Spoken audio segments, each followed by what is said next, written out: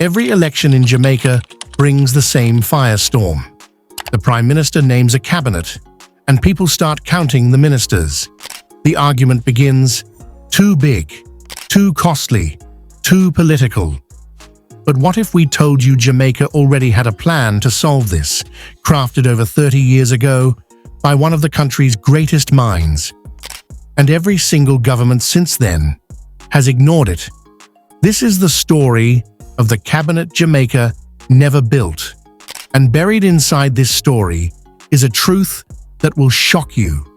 Jamaica could have been running on just 11 ministries, with a government leaner, smarter, and more effective. But instead, the blueprint was shelved, and Jamaica is still paying the price. Stay with us, because once you hear the details, you will never look at a Jamaican cabinet the same way again. The endless debate.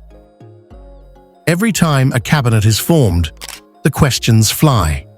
Why so many ministers? Why so many junior ministers? Is this about serving the people or serving party insiders? Radio talk shows explode, newspaper columns rage, and social media lights up. But the debate often misses the real issue. The question is not just how many ministers. The question is, what kind of cabinet actually makes Jamaica ready for the future? That's what makes this story so powerful. Because in 1992, a group led by Professor Rex Nettleford gave us the answer, and we turned away. The crisis of the 1990s. To understand why this blueprint was written, it is essential to recall the Jamaica of the early 1990s. The dollar was in free fall. Inflation skyrocketed to over 80%. The cost of living devastated families, and trust in the government was collapsing. People said the civil service was a slow, lumbering bureaucracy. Morale was low. Corruption stories filled the air. And in 1992, when Michael Manley stepped aside for PJ Patterson, the moment opened for something bold. That's when the government called in Rex Nettleford to chair a committee on the structure of government itself. What they produced was extraordinary. Not just cost-cutting, not just reshuffling. It was a complete reimagining of how Jamaica could be governed. The Nettleford Doctrine. Nettleford was no ordinary chairman. He believed in mobilizing the creative energies of Jamaicans and building a government that empowered rather than smothered them. His committee said, "Don't just shrink the state, smarten the state. Make it lean, yes, but also strategic, collaborative, and rooted in partnership between government, the private sector, and the people." That was the doctrine, and it produced a radical plan. Cut the cabinet to 11 core ministries, each designed around Jamaica's future. The Blueprint Ministries. Here's what the Nettleford Report proposed. Pay attention, because this was visionary. Office of the Prime Minister and Defense, Central Leadership, National Security, Overall Coordination, Finance and Planning. Not just the budget, but long-term strategy. Resource Development, combining education, training, science, technology, and culture into one powerhouse ministry to build human capital. Health and Environment, linking medicine with the environment long before climate resilience was fashionable. Agriculture and Mining, Jamaica's backbone industries. Trade, industry, and tourism. Growth engines in one portfolio. Justice and National Security, uniting law, policing, and security strategy. Foreign Affairs, Jamaica's diplomatic shield and sword. Labor, employment, and social services. Work, wages, and safety nets. Housing, works, and utilities. Infrastructure, and shelter. Attorney General's Department, the government's legal brain. Think about it. Instead of bloated ministries pulling in different directions, this structure fused portfolios into strategic super-ministries, health and environment together, education, science and culture together, security and justice together. It was Jamaica ahead of its time. Why it was buried. So why didn't we build this cabinet? Because politics is about power. And a big cabinet means more appointments, more rewards, more control for the Prime Minister. Ministers of state became tools of patronage, not engines of efficiency. To shrink the cabinet to 11 would mean giving up that power. And no Prime Minister was willing. That's why, decade after decade, the report gathered dust. Even Nettleford himself admitted in 2009 the report may be gathering dust, but its recommendations are still relevant.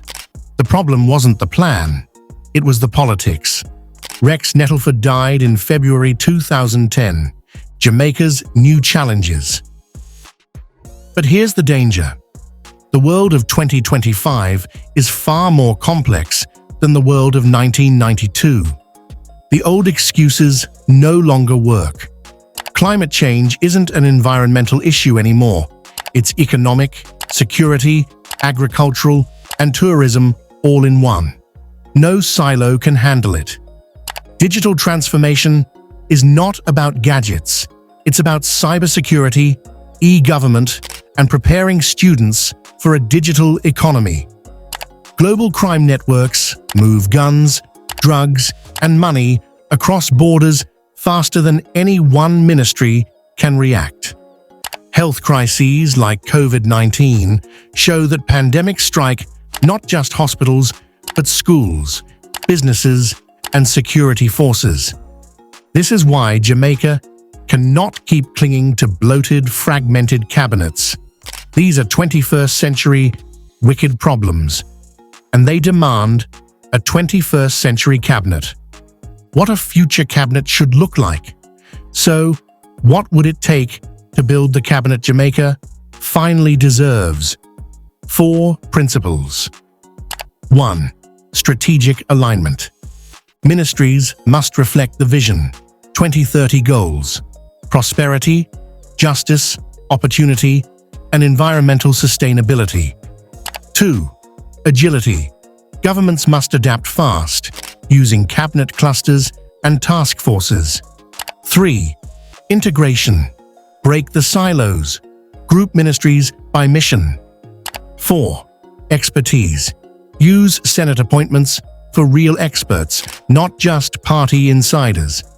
And the recommendations? A Ministry of Economic Resilience and Investment. Finance, planning, commerce, and investment under one roof. A Ministry of Human Capital and Social Development. Education, labor, youth, and social safety nets working together. A Ministry of National Security and Justice.